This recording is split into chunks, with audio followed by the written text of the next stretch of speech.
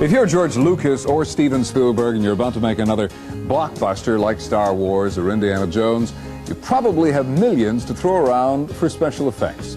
But if you're a group of local Boston filmmakers trying to make your first feature movie, your biggest assets are probably resourcefulness and imagination.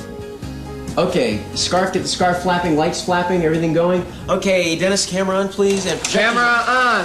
Okay, get ready now. Get ready, Nikki, to lean into it. Ready, and lean in. Working on a shoestring budget, the Boston Movie Company creates its own brand of movie magic.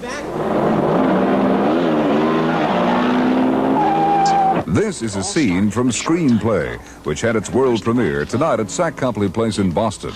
It's the first feature-length production for Dennis Piana and Rufus Seder. In 1977, my partner Dennis Piana and me started the Boston Black and White Movie Company.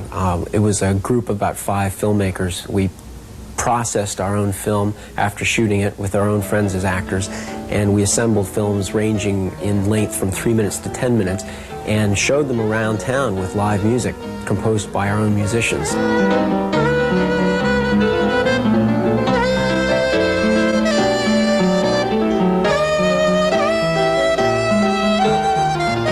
Most of the effects we create, somehow the materials come from the loft where we are.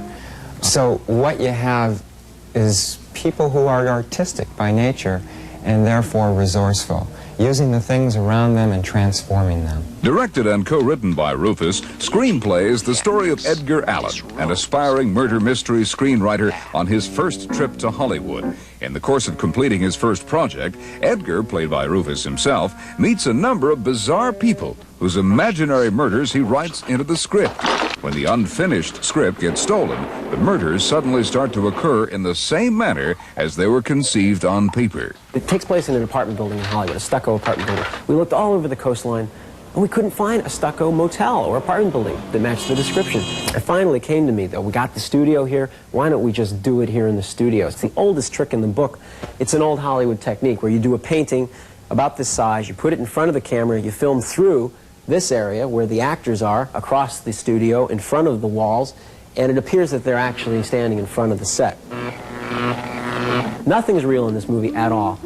The same 3 sets, we kept moving around the same 3 walls. Now it's a hallway, now it's stairs, now it's the upper balcony. You believe that the place exists, and it doesn't exist.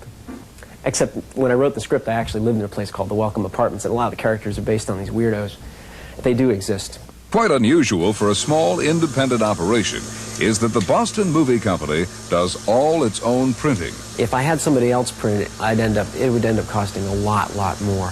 But it also enabled me to do special effects, like scenes where there would be smoke or hands in a vision superimposed over the action. I perceive a vision of evil. Behold, the hands of a sinner. On a budget of only $50,000, tiny even when compared with other small-budget pictures, Screamplay took almost a year and a half to produce, employing a core group of 8 people who worked for nothing, or next to nothing. Although turning a profit on a first feature is rare, hopes are high, but the real goals are much more. I think the most important thing is I enjoy the challenge, you know, and I think everybody in the movie company does. The thing is, what can we get away with, you know? What can we do ourselves that people out there are going to think is okay?